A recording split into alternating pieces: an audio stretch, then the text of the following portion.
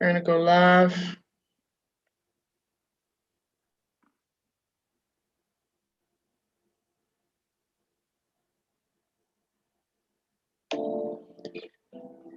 What's up, everybody? Welcome back to Triple Crowns Podcast. We are back for another episode and edition. Blessed this time. Um, and grace, really, by Miss Dina Barnwell, who's with us today. You're going to find out about her and her importance and the scholarship and research that she's putting out about fathers and Black fathers. So we're so happy to have her. And of course, we got the brother Tyrone in the house with us. We missed him last week. Back with us today. Hopefully, the brother Jean-Pierre will be in the house soon. But welcome back, Triple Crowns family. Um, Once again, we are excited for the information that we're not only learning, but being able to share with you all. And I'm really excited. Tyrone and I talked about this, about what Dina is doing. But before we get into that, and we know y'all are excited about that, before we get into that, let's talk a little history. Last week I asked a question. What was the worst haircut that you ever had, or hairstyle that you ever had? Well, this week, even though I'm tempted to ask the same question again, the question is a little bit different. What is the worst transportation you ever owned or rode on? So you can't just say, "Well, I don't have a car." No, okay, fine. What was the worst thing you ever rode on or in? Okay, I will. We got some. Let me see if our guest is ready. Dina, you ready to answer the question? You need me to go first? I'm ready. This is, I rode on a bus. We were on a trip heading from Cincinnati to Kansas. And we were on one of those like 16 passenger. They look like the mobility buses, but they had regular seats. And we're like on the highway on 70 West, headed back to Kansas City. And a hole blows into the bottom of the bus while we're on the highway, and all this debris, stuff off the road just comes flying into the bus, like while we're going 55 miles an hour or 60 miles an hour on the highway. Everybody, like, of course, it's right under the seat where I'm sitting. That's because that's the kind of luck I have. So, we get up, we moving around, we're trying to get places, but I think that had to be one of the most disrespectful experiences I've ever had in a vehicle. Wow. Okay. Okay. I think you topped mine already. Well, I was I thought I was fly when I got this vehicle. Somebody from my old church was like, "Oh yeah, got this '94 Cadillac Eldorado. If you know anything about the Eldorado, I'm like, what? The box Eldorado, midnight blue, Vogue's already on there, black tint already on there. So I had to do nothing to it. I'm like, oh yeah, I'll take it. But they gave it to me. And I'm like, this is a blessing, right? Get to driving first couple weeks. I'm good. Even had a sunroof. My kids loved it. I'm good. No problem, right? Okay. 3 weeks into the ride, I'm at a red light. Somebody pull up next to me. Hey, yo, you got all this smoke coming from behind your car. What's going? I'm like, man, it ain't me. It's somebody else. It's not me. I'm in an Eldorado. I'm in a '94 Eldorado, son. It's not me. That smoke's not coming from me. Psych. I get to the next light. I look in my rear view. It's a plume of smoke. Like you can't even see cars. You can see cars scattered, like I'm parting the Red Sea. Like Moses them parting the Red Sea, right? Man, so I'm like, what is going on? Turns out they had a bad catalytic converter on it. And if you know about that, it ain't worth fixing the vehicle for. At least I didn't have the money to fix it. If I could have, I would have, because it was a really nice car, low miles. It was so sweet. But that's my story. The worst vehicle I've ever driven. Let's see what Tyrone has for us. What's up, folks? Um, I I kind of got two. I think Dana kind of hit me with the little van situation, the bus kind of thing. I do have a public transportation story, but then I also have mine. So I'm just going to tell William. I'm going to tell mine following yours, William. I had a little Ford. I'm sorry, that's not my Ford. I had a Volkswagen wagon. And I had no heat in my car. Everything else worked perfect. I had no heat, and it was winter. But I brought one of them little blankets that you plug into the cigarette lighter to heat up. And I had the little, and anybody else in my car would probably be cold, but I would be fine because I had my little blanket. But one day, me and my mom are riding out to go to Annapolis to go to court with my cousin. And I don't know what the hell happened. It sparked my whole little dash caught on fire from the heated blanket, and it destroyed my car. I wound up having to total the car out from there. But that was like, yeah. So that's. I know it's like, well, everything else is fine, but the heat. I mean, literally, like everything else in the car was fine, no issues. But we could not figure out why the heat wouldn't work. Like could not figure out why it couldn't work. We went, radiator was fine, everything, but the heat just would not work in this car, and it was not going to. And then it really worked when the car got hot and put the hell on fire. We all was warm then. Oh man, I appreciate y'all being honest. You know, it's good to stay humble and let people know that no matter how blessed we are now, there was a time when there was some issues in our lives, and this is just one of those. It's good that we can all step forward, but sit back and laugh at the transportation issues. But Tyrone, we it's funny, we had this conversation, actually, you and I, before Miss Dina Barnwell really talked to us about what she was doing with research on Black fathers, and we had a conversation with another colleague, and that colleague didn't seem to understand that the importance of fatherhood and single fathers as well, rather they be fathers such as yourself, Tyrone, or divorcee fathers, and it really kind of stuck with me that the comparison. She I guess thought motherhood, which obviously and of course is very important, cannot be overstated, but the fatherhood is equally as important. And I keep the name out of the conversation, but you know who I'm talking about, brother. But not long after that, we were presented with Miss Dina Barnwell's research, analysis, and subsequent article to a local publication or various publications about the effects of fatherhood on children.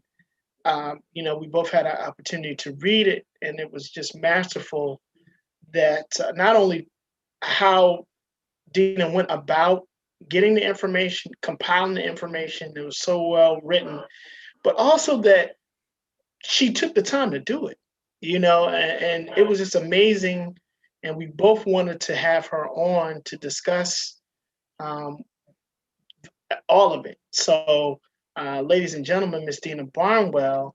Dina, tell our family, Triple Crowns royal family, a little bit about yourself, if you would, and what brought you into the research that you've been doing recently.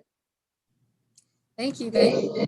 And I'm so happy to be here. Hi to your royal family. So I'm born and raised in Baltimore City, Zone 17, stand up. And so I think part of being from Baltimore and growing up in the 21217 kind of is what brought me to this research. So I'm an undergrad focusing on child and maternal wellness. I spent my undergraduate degree just studying services and how to improve outcomes in moms. And I started to realize when I'm doing the research, I saw that there was this huge focus on mothers and the infant, but you can't really fix a problem if you don't deal with all the factors. And so what about fathers? So when I got to my graduate studies and I'm preparing my research proposal, the first thing you're supposed to do is a literature review to see what's already out there, what's already been said on the topic. And I noticed that there was a gap in the research. So where there was a lot of focus on moms and the needs of moms and infants, but there was very little research done on fathers and what fathers need. And the research that was done, you know, the sample sizes were small, which means they might have had 10 fathers as a part of the research study, or and very little research has been done on Black fathers. And this is research across the board. Historically, research has been performed on, you know, white males. A lot of what we know and understand about things is based on research that has been performed on white males. And so, you know, being from Baltimore, I'm huge on inclusion. I don't like when people are left out or feel left out. And so seeing how fathers' needs are not always addressed and paid attention to is what brought me to spend my entire graduate career on father inclusive research, fatherhood programs. Well, thank you so much for, having the heart and mind to do that. And as a father, it does make me, I don't say, well, I don't think of it like, here's my vindication, here's my justification, but it does make me feel, really supported to have someone such as yourself going out there to take the time to say, hey, look, this is important research. And I think part of that awareness, I like the way you put it, you have to do a literature review. But part of that awareness is that you need all of the solution. How did you put it about attacking the problem? What did you say? How did you put it? If you're not considering all the factors, like how can you really, fix something? Exactly. Oh, Yeah, and I think that's part of the problem in and of itself, is that fathers are not viewed as even part of the home rearing, raising of the child equation. So they're not even seen as part of the all we get about that as fatherhood. Not all we get, but a lot of what we get about fatherhood, especially where Black men are concerned, is absenteeism. And that's erroneous. Go ahead, Tina. That is true. And a lot of what we found is fathers experience stress around this topic. So during the prenatal period, fathers are often not asked, how are you doing? Do you need anything? When mothers are assessed for mental health issues, they're not addressing fathers. I spoke with this one dad who told me when his wife was in labor, he's at the hospital, they didn't one time even ask what his name was, why he was there. And so fathers are often treated like an accessory. And so part of my research and my advocacy is to kind of push the point that the parenting styles of mothers and father are complementary. We parent in different ways, but they both combine together to make best outcomes for the child. And I do want to say that fatherhood research is actually picking up across the country. So there are national initiatives, and I'm actually a part of an organization called the BFFs. And so we are the Black Female Fatherhood Scholars. And so it's Black women all over the country coming together to lend our voice. So we're not saying fathers, this is what they need. We're asking fathers and dads, like, what do you need? And then putting voice behind, adding our voice to that, say, hey, this is what's needed. Let's make sure it's there. So it's picking up all across the country. And I'm just happy to lend my experience and energy towards the goal. Can you elaborate on that? You said that the fathering or fatherhood and motherhood, those parenting styles are complementary. Can you elaborate? Yes. So let me first put my disclaimer. So with research, we look for patterns. We look for information that can be generalized to a large population. So there's always going to be exceptions. So anything I say here is based on research that has been common or a pattern. but there are always going to be like one dad who may not parent this way or one mom who parents different. It's just the pattern. Now, our parenting styles are different in that, and I'm not drawing comparisons here, but just showing how we're complementary. Mhm. So one thing is like with vocabulary. So mothers are more likely to speak to the level a child is on. So we do a lot of baby talk, like, how you doing? Like that's our style. We talk to where the baby is. Fathers are less likely to talk to the child's level. They just talk to the child. And it forces children to learn new words.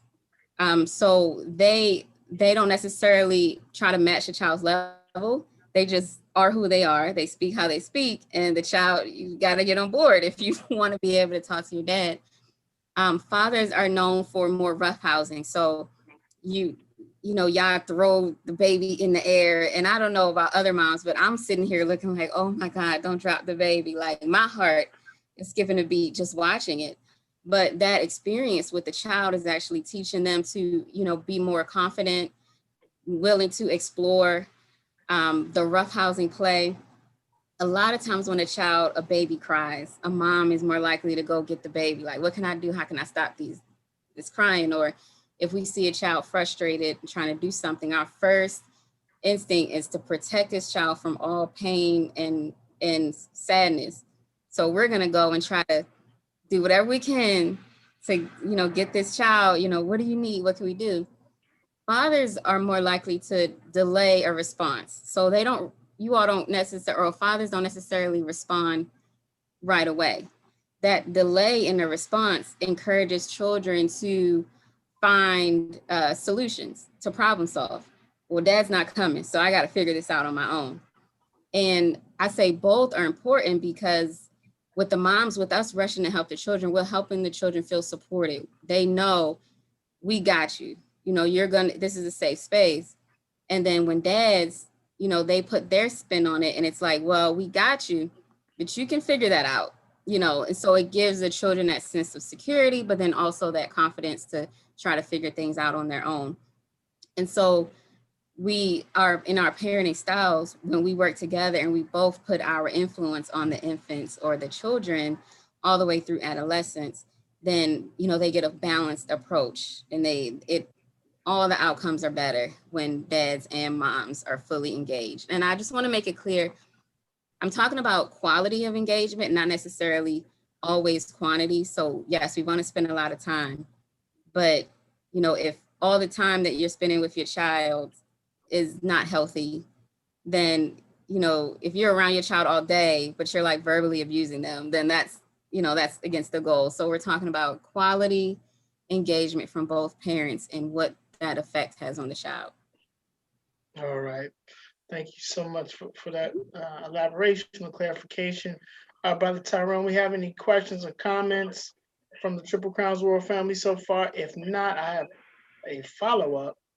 Yes, go ahead into the follow-up. I will say that the folks who are watching and joining us, please share the live.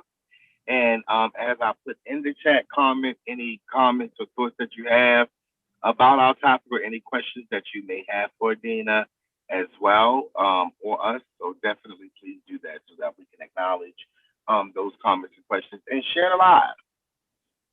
So Dina, when you did your research, is this separate from the Black Female Fatherhood Scholars Group?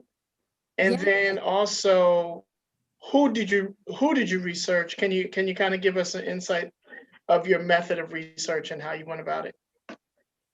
Yeah, so my research was more so it was a comprehensive analysis of the literature that's already out there. That research brought me to, there's a group called Black Ladies in Public Health. And it led me to that group, which connected me to the Morehouse School of Medicine. So in Georgia, the Morehouse School of Medicine partners with the Georgia Department of Health, and they are doing this massive project on mobilizing fatherhood in Metro Atlanta. And I've been working with them since the beginning of this year. And they have all these subcommittees on improving relationships. And so we are doing research, because we are polling fathers to see, what do you need? What topics would be helpful? What do you need? Resources? Do you need services? And compiling that to offer more of those things in the Metro Atlanta area.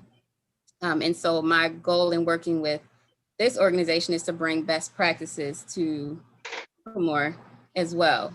I do know the Center for Urban Families also does a lot of work for fathers in the city as well. So I want to give them, a shout out to all of they have a responsible fatherhood program that they've been running for years and years and has been, improving outcomes in the city. So I did want to mention their work. Thank you. So you analyzed some of the research that was out there. Okay. Did you have goals for this research outside of inclusivity?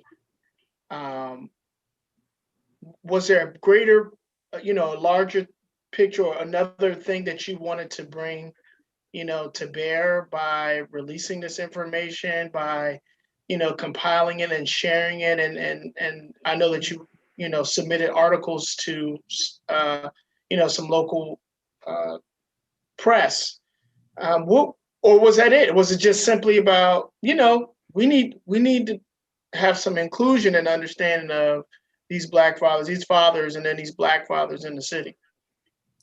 Yeah, so a great portion of it was focused on inclusion. I'm also, as being from Baltimore, I have a passion for violence prevention. And so one of the things that I noticed in my research is that young men who have engaged in active fathers are less likely to have behavior problems and violent behaviors in their adolescent years. And so research that I am trying to put together is, if we can improve the quality of fatherhood engagement, could that reduce incidents of violent crime in the future? Now that type of study would be longitudinal. It would take years, and even it would occur over decades. So that's a very long term to see if we start with, engagement with a child when they're born. 15 years later, are they going to be less likely to, be involved in a violent crime? And so that is future research that's being prepared, but I wanted to connect it with, some of the social issues that we have going on in the city and see if there is any way to improve it. But then also, like, I consider myself to be a cheerleader. And I mean, I can't flip or anything, but I want people to know, when you're doing great, somebody should say it.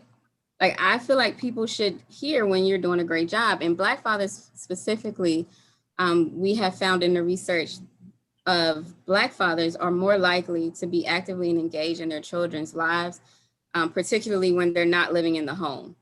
So they spend more time bathing their children, eating with them, playing games when they're not cohabitating with their children.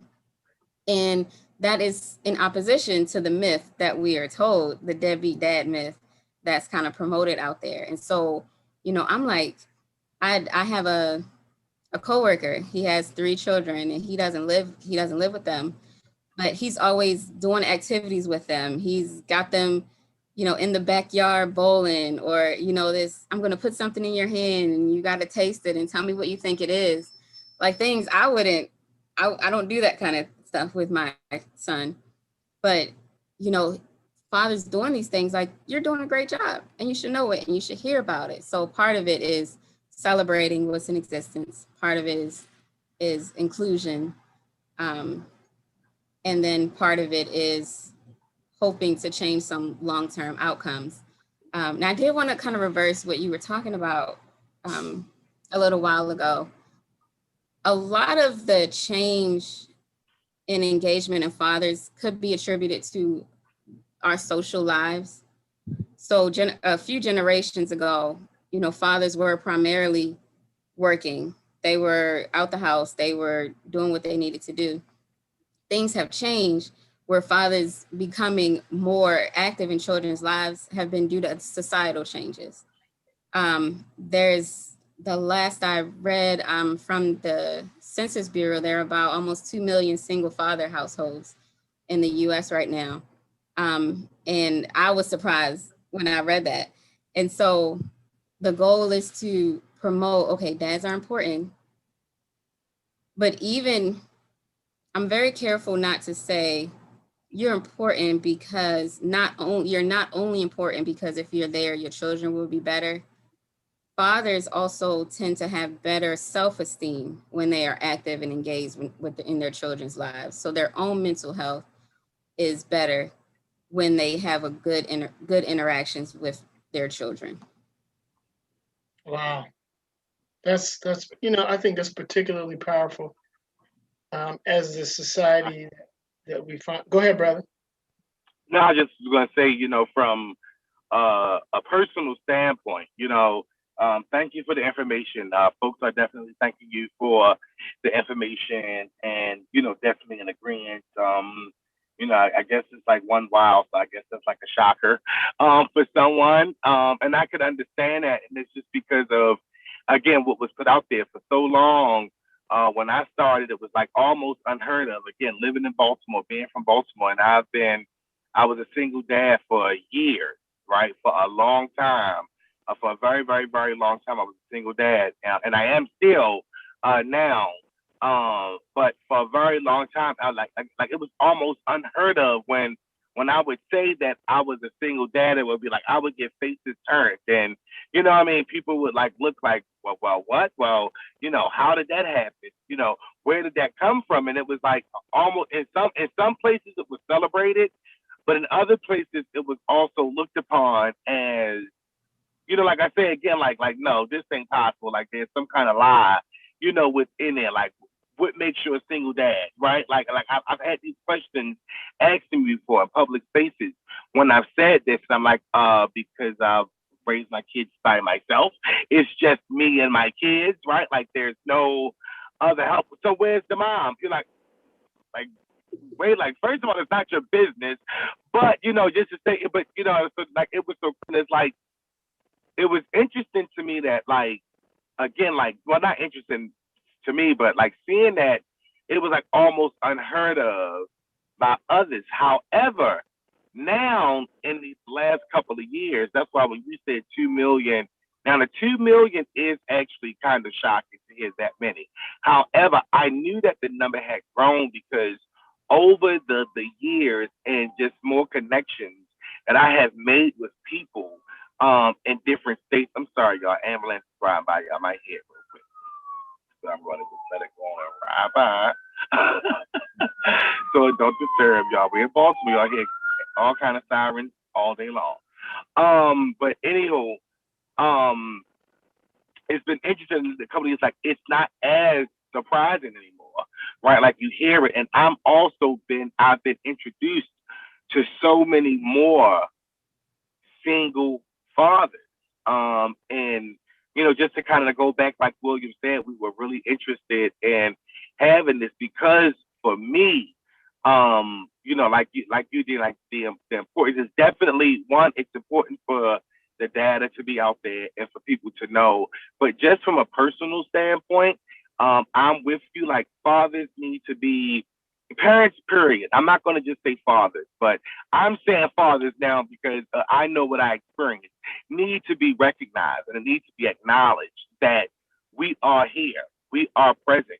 The black man in parenting does exist because for so long it's made out like it just doesn't exist. Like we're not here, like we don't do, or like you said, Dean, at one point it was just the man kind of worked and weren't do, and that was almost it, right? Like no, like dads want to actually be engaged with their kids, engaged in the education process. You know what I mean? Like, and all of those things. So again, when folks are doing it, and since we know that there's actually data to back it up, I found it super important to make sure that some platform in some way that this information is actually put out there and people can notice and see it. And again, kudos to those fathers who are out there, single or just doing doing your job, doing your deals in your kids' life. Just wanted to kind of like put that out there. And again, I agree. Thank you. I agree. So, and again, y'all comment.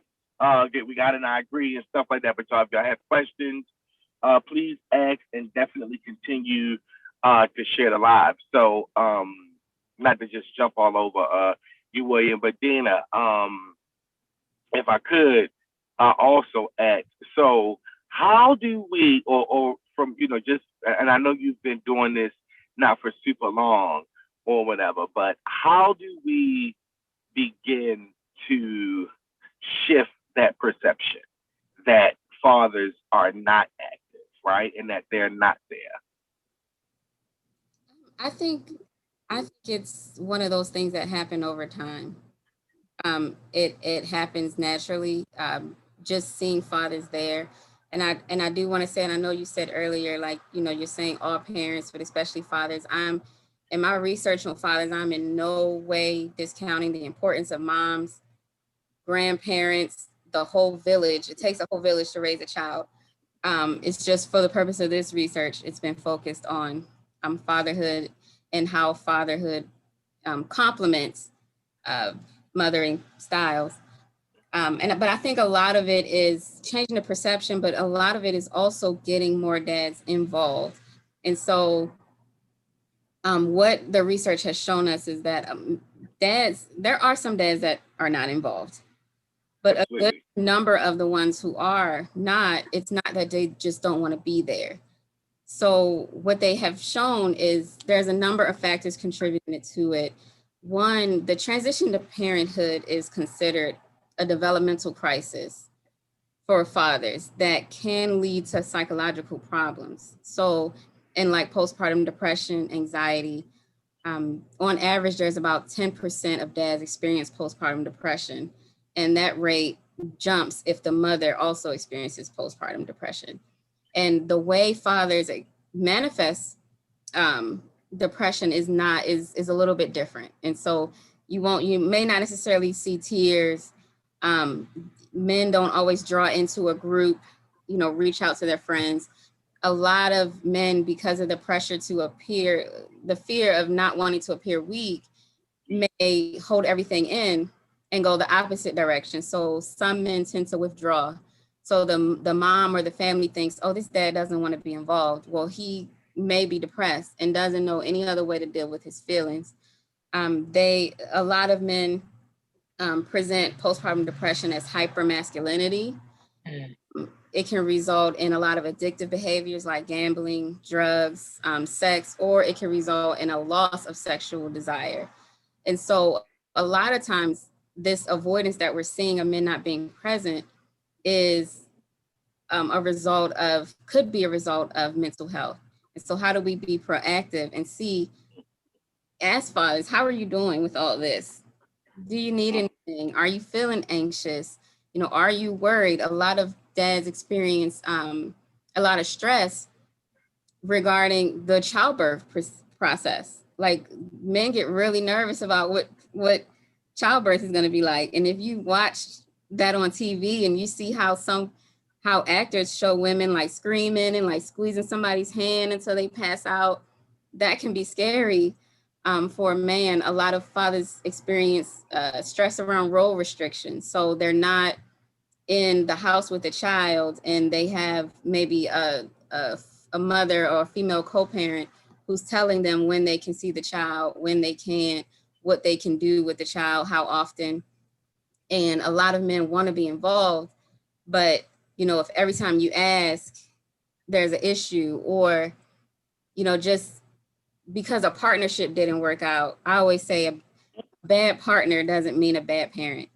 So if your relationship didn't work out, if, something happened, that doesn't necessarily mean that man is not going to be a good parent to his child. And so sometimes you have to separate the two and allow men that, not put up a fight for men to have access to their children. There are a lot of other issues that can cause depression and anxiety in fathers that can result in just kind of disappearing or fading into the mist. And so that's part of what we are doing in Metro Atlanta right now. And that's part of what like organizations like the Center for Urban Families are doing is how do we address these mental health needs and the social needs of fathers so that they are ready and prepared and on board to transition into this very important role that they are in some ways afraid of messing up. Yeah. Thank you. Again, thank you for this data, your work and the work of others who's doing this, because it is so regular that you hear that, you know, they just don't want to do it because they're a deadbeat, right? Or just because they don't want to, not understanding that there are many different barriers and different reasons and why, like you know, some that you just mentioned, why a father may not be, you know, present or be as present as someone else would like them, you know, to be. And I just would like to throw that out there too. Like, I find that as another, I don't know if you have data or, you know, any, you know, experience or knowledge of this, or even William, know, you like that be the other issue. A lot of people want dads to do what they want them to do, right? Or see, you know what I'm saying? Like, they've made this role of what it is that a dad is supposed to do, when for the dad himself and the person himself, that may not be, you know what I'm saying? Like how he's seen his role fathering, right? Like, some people do that, and it doesn't mean that you're not present or that you're not there. But again, because of this, you know, the way that the world has made what men and what fathers and what masculinity looks like and what it's supposed to be, you know, it's weird, but like, I've heard this stuff. I promise you, I've heard this stuff before. If you're a father and you got a daughter, your role is to protect. If you're a father and you got a son, then you teach him sports and you do stuff like this. But it's not expected or even understood when you have a man who want to do homework, right? Help out with homework. You know, just do certain things. It's like this big thing. So anyway, if you got into that, but my other question, and this may not be covered in your data or anything, but we acknowledge that we're all from Baltimore. So we've seen this. How do we change, or how do we work on perception of females that feel like fathers are not important? Well, so part of what, and that's part of what the work that I am doing in the city. I have a organization. It's called the Spring Inn, but I partner with fathers to host father inclusive programs during the pregnancy. And during that time, we have like weekend retreats with expecting parents, where we come together and we talk about this stuff. Like, we have a whole session on, you know, the importance of father engagement. So we let them know that, you know, babies who have active fathers cry less. They have better social skills. There are lower rates of mental health issues and poor behavior. Children who have engaged fathers are less likely to repeat a grade. Even the mother's mental health is better when the father is involved. And that's not just in relationships. Even if somebody's co-parenting, if the father has a healthy and engaged relationship with the child, the mother has a better experience with her own mental health. So we do a whole session. We let people know that active fathers often is associated with girls starting sex later than earlier. And it delays puberty. So a lot of our children, I don't know if we are recognizing this, but a lot of our children are hitting puberty like super, super early. 9, 10, yeah. Yeah. And so research has associated active father engagement with, you know, with a reduction in that early onset of puberty. And a lot of people understand, like, how does that happen? And so there's this one, I'm going to geek out with y'all for a minute. There's this topic, it's called epigenetics, right? So we all have DNA. We all have our genes, but there are things in our social environment that can affect how or if certain genes manifest. So if you have an environment where, you know, there's a lot of stress, then there may be a switch turned on your gene that manifests, you know, an illness or, you know, a gene expression that may not have ordinarily have been expressed.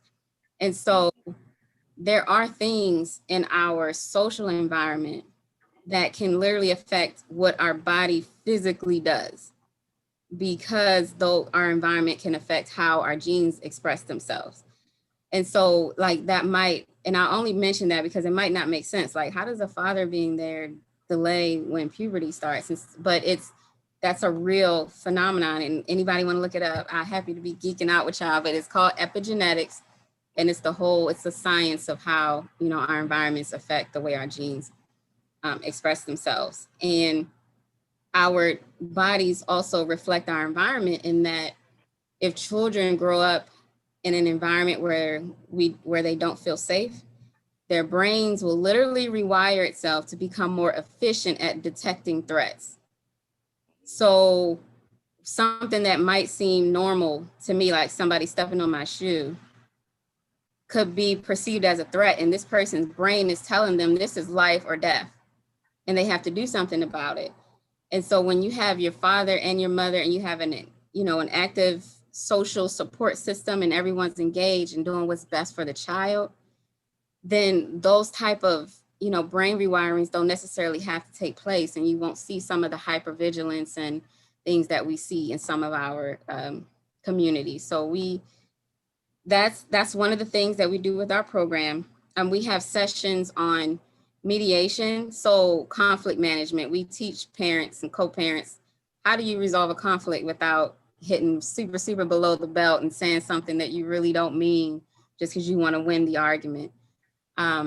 We talk about how the parenting styles complement each other. And so we try to get all that in before the child is born, so that there's a good workable relationship after the birth. And then maybe some of those conflicts and issues, like what you mentioned, where maybe moms don't see the importance, aren't there because we put that time in beforehand. Now, we like to work with parents from the time as soon as you decide that you want to have a baby, or when you find out you're pregnant, whichever one is first. We know sometimes we don't always get a chance to plan. So we start as early as possible on these programs. Environmental, Chantel, hey Chantel, thank y'all again. Thank everyone for, I'm sorry to cut you off, bro. I'm like, it just take over. Thank y'all for joining again in the comments. Hey Chantel, haven't seen you in a while, Chantel. Definitely would love to connect. Thank you. And Chris, yes, environmental triggers, Chantel agreed. We have another question, and I know where this come from, and because I am, and we can definitely get into it a little bit more. There's been people around me for so long who knows me and my situation and my kids. I mean, I wish we had this program was out before, and before now. I have teenagers and stuff, but some of my experiences. But a question comes from someone that says, "What if the mother has mental problems?" What was that? And what if the mother has mental problems? So it's hard, and I know where that comes from, because I mean, just of trying to have already done counseling and talking with people and everything like that, but still there's almost like no there's no kind of work that's able to be done. It's just like they don't need a father, they need me, and that's just it. So I'm guessing that's where that mental problem come from, because it's from my mother. No, Andre, okay. So I don't have the answer to that question. I am not an expert in matters of, serious psychological issues. The only thing I can say is, and this is something I'm a proponent of, and y'all might have to turn my mic off about this. I don't know what you can do about it at that point. And that's something you might have to, I know Baltimore Mediation Center, they're this nonprofit, and I think their theme is "We're looking for trouble." But they help people mediate issues. They're a nonprofit. And so if you could maybe talk the mother into, going to that experience, or calling one of them out to help mediate some situations with you, I encourage it. It's a great program. Trained professionals who that's all they, that's what they know, is how to mediate conflict.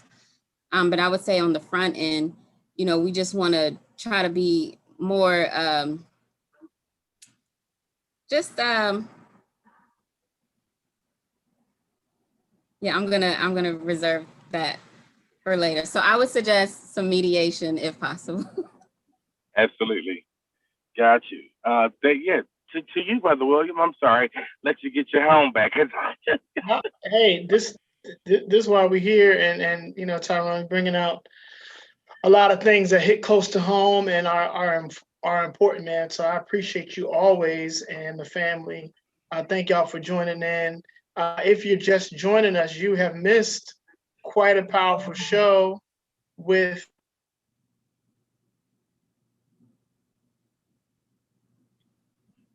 I don't know if he froze. It seems like he froze. Hey, can you still hear me, Dana?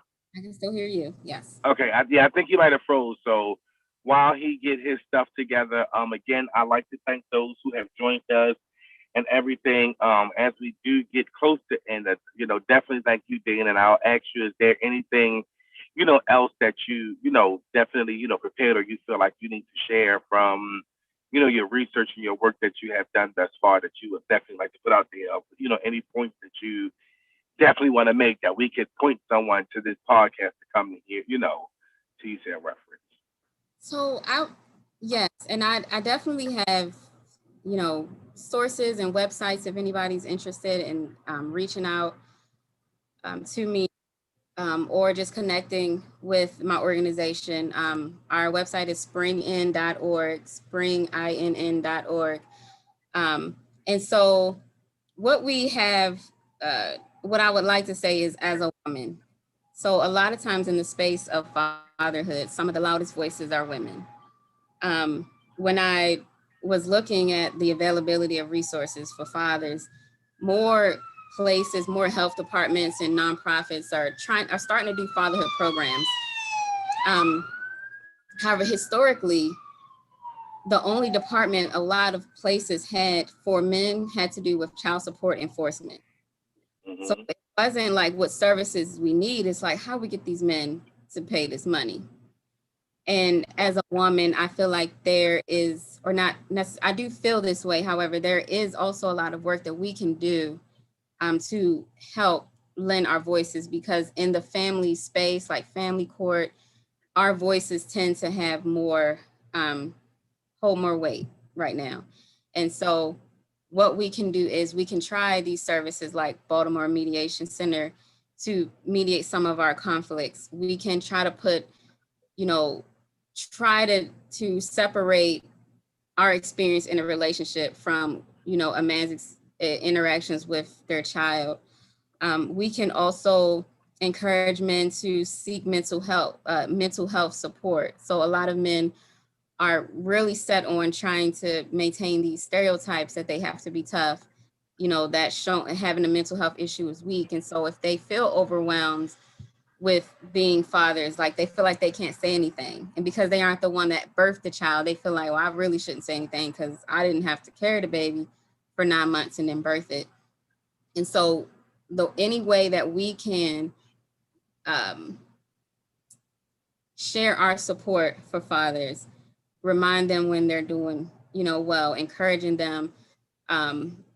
If we see signs of avoidance or, getting into addictive behaviors, maybe suggesting mental health, so we can be advocates for our fathers. And I'm not making excuses for men who are not involved. That's not what I'm here to do. But as a health professional, our goal, because I focus on prevention. So what can be done to prevent this thing, or what is the root cause so we can fix that instead of trying to address the symptom? Let's encourage, let's build up the fathers, let's get them the services they need, because one, it supports them, but ultimately, as the research shows, our mental health benefits from it as well. So we will be helping ourselves and our children as well by improving the mental health and the outcomes of the fathers and the dads in our lives. Absolutely. Thank you again. And ultimately, I'm speaking for myself with my experience, and I know as well as others. In a lot of cases, what matters the most is the kid, right? And what they get out of it, the outcome for them. Not my, I mean, my personal well-being matters. The mom's personal well-being matters. So I'm not taking away from that, but just thinking of just general stuff getting past. And I think if dads and moms get past the personal and think about what is the best interest for my child, then you know what I'm saying, a lot of stuff would be different. And moms would know that dads are just as important as moms, and dad and vice versa. I'm not putting one on the other more just because my situation is like that, but I know the reality of things, right? So I do love to speak from a personal perspective, because of my experiences, but then again, just because of who I am, in the community. And, I am tied and connected to a lot of people who have, different experiences. So I want to, I try to make sure that I'm always, trying to connect with all of those experiences, and everything. But definitely thank you for that, that information. If there are folks who are interested in, maybe doing something, checking out some of this research, some of these things that she said, she had the information available. I will definitely connect with her and send you anything, that you ask. So if you all come up with some questions, I'm checking the chat. Let's see. We need the men and the children lives. The money should be second. And listen, that comes. I 110% agree with you. I was just having this conversation with with someone else, where and I'm not, y'all. This is not. Do not take this as a mom beat down thing, because it's not that at all. We're just sharing. And again, in this situation that I was speaking with someone, that's what the mom is interested in, is the money. Like the guy is, he's been getting his kids every weekend since they separated. Every single weekend. There's nothing, but all this thing is, this big issue is about money, as well as they already had an agreement with each other to pay, money, a certain amount of money, and this money has been being paid, but it's not enough for the mom. I want more, and the sad part, it seems like the actions and this decision comes down that the dad have moved on and is in another relationship now. You know what I'm saying? And that's why it's like, again, I'm not. I don't know. I don't want to make this personal for anyone. I'm just saying, like, these are the realities in which we face. And again, particularly in this community, I don't know elsewhere in other places. I know there are. I've seen it. I think it's beautiful when people can co-parent great and do all that stuff. But I also think once we hear about the great co-parenting, it's once it got there. I don't think it always starts like that, right? So we're getting the raw end, the beginning of how it gets before you go through the mediations and all of those things to get to those spaces. So I say all to say that if you are watching, that could be a resource for you all, as a grandparent, to maybe connect with the mom or the son and say, hey, why don't y'all try this mediation thing? Try this out, talk this out, and try to figure out something. Because as I stated before, the ultimate importance is the child out of everything. And I definitely like what you said. We're not turning, this is not like a mom bashing thing. I know it's kind of a, it's kind of a principle that I live by, is that in any situation, if it doesn't go, smoothly, generally there's something that all parties involved could have done to improve the outcome. It's rarely ever where it's just one person that's just totally wrong. Nothing ever happens. Typically, generally, all parties involved could have done something better. And so I think the goal is to focus on prevention. So, what can we do beforehand, before things get really thick? Like when the baby gets here and diapers are like $15 a pack, and people still have to work, and daycare is $1,000 a month. Once you're in the thick of it, it's more difficult to kind of work through all of those things because it's in your face. And so what can we do in advance? What can we do before the baby is here? And then once the baby is here, also doing more things like mediation, on the back end with somebody that's an impartial third party. And a lot of times we'll bring in our friends or our family and we'll tell them what's going on. And most of the time they're going to jump on our side because they're our family. Like family, I don't think they might tell me, about myself in private, but if that person is standing there, they're probably going to be like, no, that other person is wrong. And so the benefit of mediation and programs like the Baltimore Mediation Center is this is a person that's they haven't picked sides. They're impartial. They don't know either one of y'all. And the goal is to find, what's the best way to resolve this conflict. And I think that should be the focus because we're going to have conflict. It's a natural part of life. We're not all going to agree on the best way to raise our children. So let's just not try to avoid conflict or pretend like we can magically make it not happen. How do we deal with it when it comes up? And then also focus on our healing as individuals, because we're only lashing out like this because we're hurt.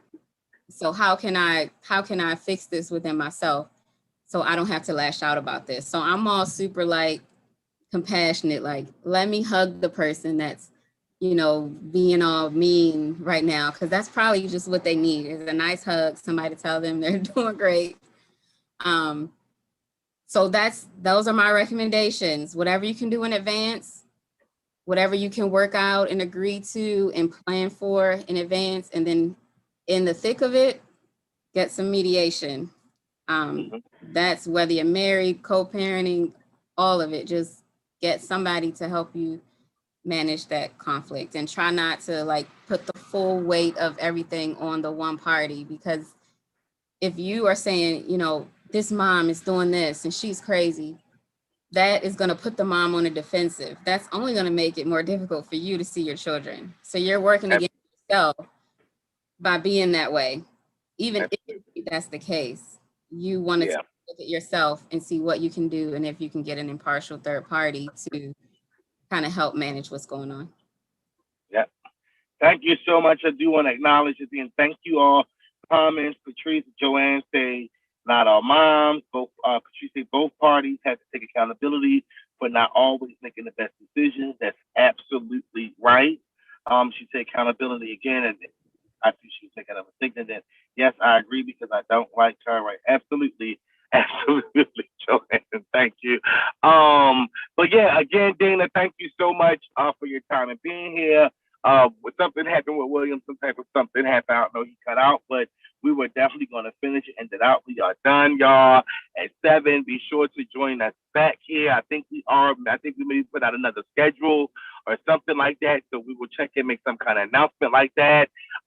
If y'all would like those who are watching, be sure to wish me happy birthday tomorrow because it's my birthday. And that's what we will be doing and stuff like that. Yes. So again, thank you all. Peace up, A-Town down. I know what we always do leave with some type of encouraging message and scripture reading and stuff like that. Unfortunately, I'm in my car. I do not have a specific, scripture or anything. I know William had that. However, what I will say is as an encouraging message or, just kind of thought to lean on is each one teach one, right? Like whatever it is, if we take this knowledge that we learned from her and tell someone else and pass it on, it could help. It could help. If we take the knowledge and things that we know around anything, we get ready to go back into school and all that stuff is getting ready to happen. Don't, teach somebody something that you know. Everything is not fair. Everybody's not going to receive everything, but you may tell them something that may touch them and move them by and help them out in some way. So, at least do that. And just so that we can still live for, look, they say, thank you, Dr. Dina. Thank you, Dr. D. Amazing show. We got to thank y'all for the love. And I will say that for God so loved the world that he gave his only begotten son. So whosoever shall believe in him shall not perish, but have everlasting life. Peace.